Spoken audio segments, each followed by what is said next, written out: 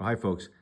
It's been a while since I've done a Medium video here, and I want to give you an update on my latest articles. I'm already at 190 articles on Medium, medium.com. You can check me out on medium.com. You can see right here, Ignacio Esteban. I'd like to get the followers a little bit higher. I'd like to get way over 100, 200, 300 possible. It keeps on growing, which is nice. I get a lot of reads, lots of views and lots of reads, thousands, but I want more followers. I want more followers from my Medium account. And of course, I got my books on Amazon, self-published, close to 80 books on Amazon, from true crime, current events, politics, law enforcement, travel. And if you're a Kindle Unlimited subscriber, all my books are free for you. And most of my books now, it's amazing what they can do now with AI and audiobooks. My books were done in minutes. Each one was done like in less than a minute. And most of my books now are done voice activated, voice done through Audible. Phenomenal job there. They're doing extremely well also. So please check out on Audible, my books there, Ignacio Esteban. If you want to read them on Amazon, and here are my articles on on Medium. I have this one here, one of the latest ones I have written. It's about Marco Rubio, and he appears to be the front runner right now, way ahead of the pack. A lot better than J.D. Vance, the vice president. Obviously, Rubio is the Secretary of State. He was the Florida U.S. Senator. He was there for about 14 years. Before that, he was involved in local politics. He was Speaker of the House in the state of Florida. So Rubio's been involved in politics one way or the other since the 90s. Very good foreign policy, very anti-communist, anti-socialist. He's been instrumental in what's been going on with Trump this year. In 2026, he's been Secretary of State for over a year. He was approved, the best approval any person in this administration, 99-0. That means both parties really like him. He has a good reputation, being fair, balanced, working well with others. I think that's been an attribute to him. And what a story for Marco Rubio.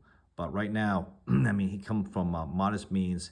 His parents came in the 50s from Cuba, before Castro, I think during the Batista regime. And father was a bartender, mother worked as a cashier and also housekeeping at hotels. And he always believed, the message he always received, and just listened to what he said, was that there's no reason why you can't accomplish all your dreams and goals. So I think you're looking at Rubio, what a story, modest means, all the way to the top, Secretary of State, top diplomat of this country. Born in the United States, top diplomat, and possibly 2028, be the President of the United States. That's a heck of a story, remarkable story. Marco Rubio. Check it out, Marco Rubio. And I think he can. I asked that question in my article. Can he win both the MAGA and moderate votes? Absolutely. He's popular with MAGA. He's popular with the moderates in the Republican Party and with independents. I think he is a serious candidate, well-versed in foreign policy and domestic, because he was a U.S. Senator. His policies, especially what he was behind with Venezuela, what's going on in Cuba, Iran. I mean, 2026 has been an incredible year, Maduro being captured after Maduro was given an opportunity with his wife to take the golden parachute and leave. And then Trump even called him personally. And he pretty much goes and insults Trump and has a famous speech, "Come and get me," and calls Trump a coward. Cobarde, así, and then laughs and then thinks, no way he's going to touch him. Well, he did. And U.S. Special Forces goes in there, the elite of the elite, capture him without losing one body, one person, and tear up the Cuban. The Cubans were also involved there. The Cuban communists protected him and wipes them out. Takes him, his wife, and now he's in a federal detention facility in New York City, waiting trial, which will probably end up getting life. He should have taken the golden parachute and beat feet. He failed to do that, and now he's there. The Ayatollah Ali Khamenei. He's been in power since '89 from the previous Ayatollah Khomeini, and he had his chances. He had chances after the bombing last summer of their nuclear program, nuclear facilities. Warrant cease and desist. That was a clear with the B-2 stealth bombers. Cease and desist immediately. They play games. That's one thing you're learning with this administration. Don't play games. Do not play games with the United States. This president will not tolerate that. And that's why the next article I had is after what I saw in 2026, I said Donald J. Trump is an American hero and liberator of the people. And I think what he's done so far with Venezuela, Iran, I mean, just look how happy all types of Iranians around the world to be able to liberate themselves from Islamic extremist tyranny, dictatorship. That's what it is, control. They have this group of people controlling in Iran, and they have all different kinds of Persians, all different other kinds of ethnic groups. They have Christians, they have Jews, they have Kurds, so many different groups of people in one religion. That's why it's important to have a separation of church and state. Well, no religion controls anybody. Iran was a modern society pre the Ayatollahs, pre the Islamic extremists who had just taken over. It seems like one group, the Shiites, want to control the other groups. Even if it's Sunni, if it's Kurds, no matter what the group is, they want to control it. And you see that's why, and that threat being a nuclear powerhouse, that's a problem. They want to eliminate Israel. They always chant death to America. They were behind, excuse me, they were behind funding Hezbollah, Hamas, Shiite groups, militant groups in Iraq. I mean, they were there to kill as many American soldiers, American military personnel as possible, cause havoc. And they've been in power since '79. And of course, they had the hostages. They took American hostages in Tehran, which Jimmy Carter was weak, couldn't get them out of there. And Ronald Reagan won the election in a landslide over Carter. And first day sworn in, Iranians knew not to mess around and let him go. They were really, if you think about it, the Ayatollahs, they were not held responsible like they should have. Not like what's going on now. Of course, the bombing in Beirut with the Marines in the base in the 80s, early 80s, also was disastrous. And the Iranians, all the things behind, all the bad things going on with Hezbollah in Lebanon, Hamas in Gaza. I mean, look what Hamas did with Israel a few years ago, killing, I think, 1,500 Israelis. Some were Americans in there. There are few Americans also in there. I mean, the ways they put in babies in ovens, microwaves, killing innocent people, awful, awful. And the Ayatollah supported that. They want to kill. They kill the infidel, kill the Jews, kill anybody that's not us. We want to conquer and destroy. And no. And the Ayatollah is gone. I think his son may be now the supreme leader. He'll be next. And Iran has it. Everybody's dancing, no matter with the Iranian flag, Jewish flag, American flag, all the groups together, dancing the YMCA for President Trump for what he had the courage to do. But the Democrats said they wanted. Kamala Harris, when she ran in 2024, said in a 60 Minutes interview, check that one out, the biggest threat was Iran. They didn't say China. They didn't say another country. She said Iran. And now she says, oh, we don't support the war. They don't support anything Trump does, unfortunately. Listen, I also criticize Trump. I've written about that, where I didn't believe the election was stolen, and I didn't believe that he should have pardoned violent offenders at the J6 riots. January 6 riots, were going in there were 7 officers who suffered PTSD, who suffered real bad things, attacks, committed suicide. I mean, those people should not have been pardoned. Anybody who committed acts of violence should not have been pardoned. But what he's doing here, I'm 100% behind, liberating. That's why I call him the liberator of the people. Donald J. Trump, American hero, liberator. He is the liberator. He's going to liberate. He liberated Venezuela. Maduro's gone. Now Rodriguez, the vice president, who's the president, she is now assisting, helping the United States. I think it gradually will be a free democracy like it was before. I've been to Venezuela before Chavez in the late 90s, and Isla Margarita, and also other little islands in Venezuela, in Caracas. Beautiful. It was a beautiful place. OPEC nation. It's a sad what happens to productive countries like this when you get a hold, just like Cuba. Cuba before Castro was very prosperous. And Havana was the Monte Carlo of the Americas. People from all over the world came to Cuba. People had a good time. It was very progressive.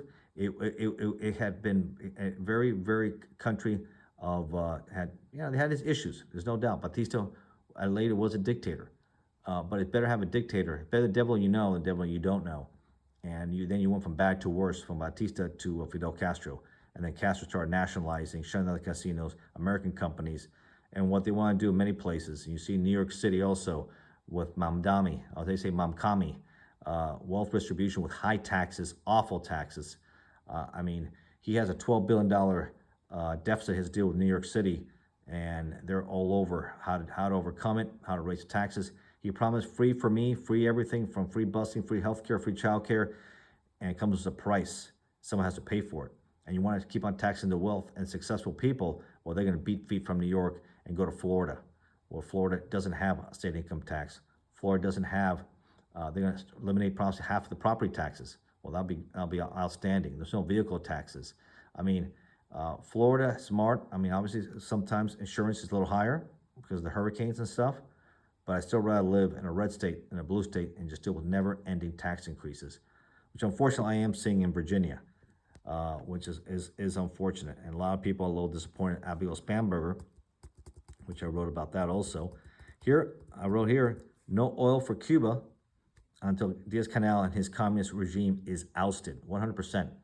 Now that Venezuela is not giving Cuba any oil, you'll see a situation with power outages. They cannot function without it. They make very little of it. They produce very little oil, not enough. And I think this is just enough to make the regime topple. After 67 years, it is time for this communist so-called revolution to collapse, be done. This experiment, Castro's ideas, what should have been something short-term to fix Batista, became unfortunately 67 years of a nightmare for Cubans, not only on the island, but exiles. Obviously including my family, who suffered immensely. And I remember my grandmother always said, no more, the worst pain was to lose your homeland, La Patria. And the way they did it, by their own people. Awful, awful. Broke her heart. She was very happy in Camagüey, a beautiful ranch, beautiful home out there. And of course, my other side of the family in Havana, a beautiful home also. They had in Veradero, and it's a shame to see what happened to a beautiful island when extremists of either side, the left or the right, take over and start nationalizing, taking people's wealth, well-earned wealth, to wealth distribution. And that's not the solution. That is never the solution.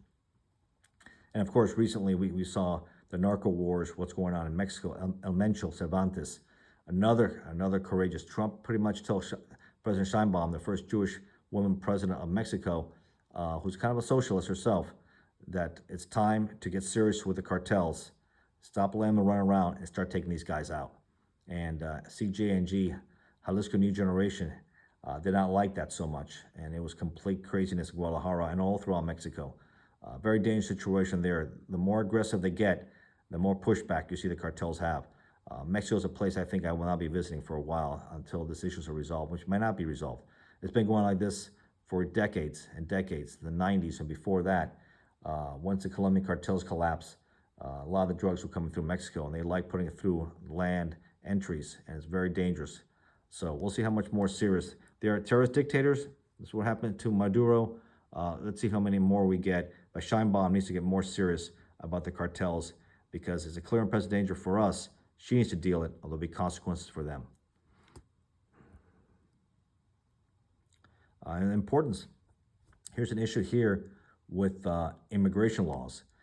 We've been having issues with ICE. They were saying in Minneapolis, they're doing their job. The agitators, which they are agitators, they're enforcing. A country without laws, if you don't enforce immigration laws, it is a matter of national security. You don't know who's coming in here. You don't know what's happening here. You don't know what kind of diseases they're bringing in here, kind of terrorism, sleeper cells, all kinds of problems. You have to vet anybody that comes to this country. It's a process of doing it. It's not fair for those who come here illegally, skip the line, for those who've been waiting for years. And a lot of people have been waiting for years. They finally coming in here, they're doing the right way. I applaud them. Wait and do it the right way. If not, you're breaking the laws to come in here. You're gonna break more laws because you're gonna need fake social security cards, fake identification, fake everything, and you just keep on getting worse. So it is a matter of national security. A country without borders, without laws, is doomed to fail. And I think a lot of these Dems want to see the United States fail. You have to enforce it. I was prior customs, before ATF, and we have to enforce laws, what's coming in here, because we just don't know. Having open borders is a loser. It's a loser that will destroy this country. We can't have that. And of course, a lot of people are very disappointed here in Virginia was Governor Spanberger, Abigail Spanberger, who ran as a moderate, but many people see her now. She's giving in to her the left, the ultra left, the socialists,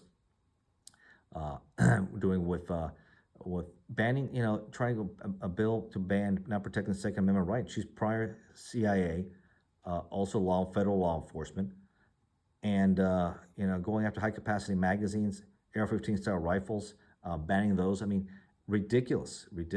It's not the weapon, it's the people. It has the mental health issue, the criminals. That's who you go after. You don't go after the object, the weapon. People need to defend themselves.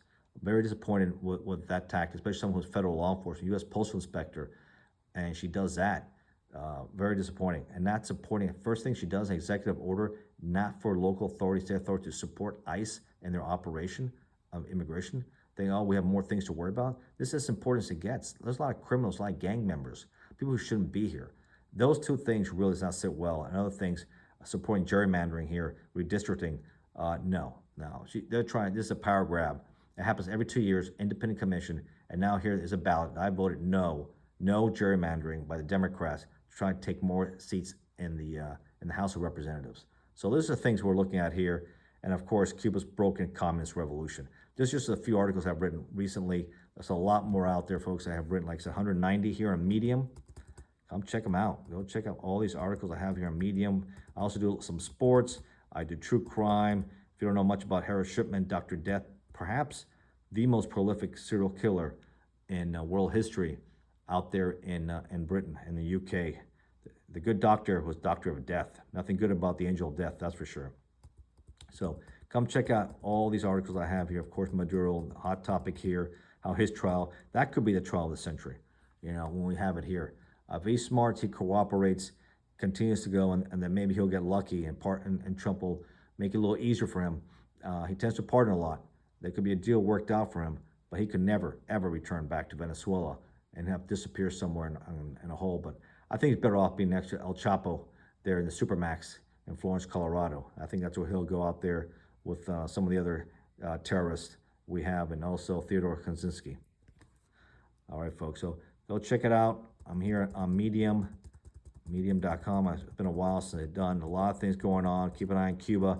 I think it's going to fall soon. It's going to fall, and we'll see what happens. I mean, a lot of things, when you have a regime like that, it could be a peaceful transition or it could be a violent transition. And hopefully it won't be a massacre of people trying to go back and violence, but a peaceful transition where Cuba can reinstate the Constitution of 1940, which is very similar to the American Constitution, 3 branches of government, executive, judicial, legislative, and have free elections, free press, and return to normalcy. It will take years, but there's a lot of investors that want to see Havana back again. They want to see Cuba flourish again, back like it was in the 40s and 50s, not what it has been recently, and the decay of a fallen island. All right, folks, until next time, thanks.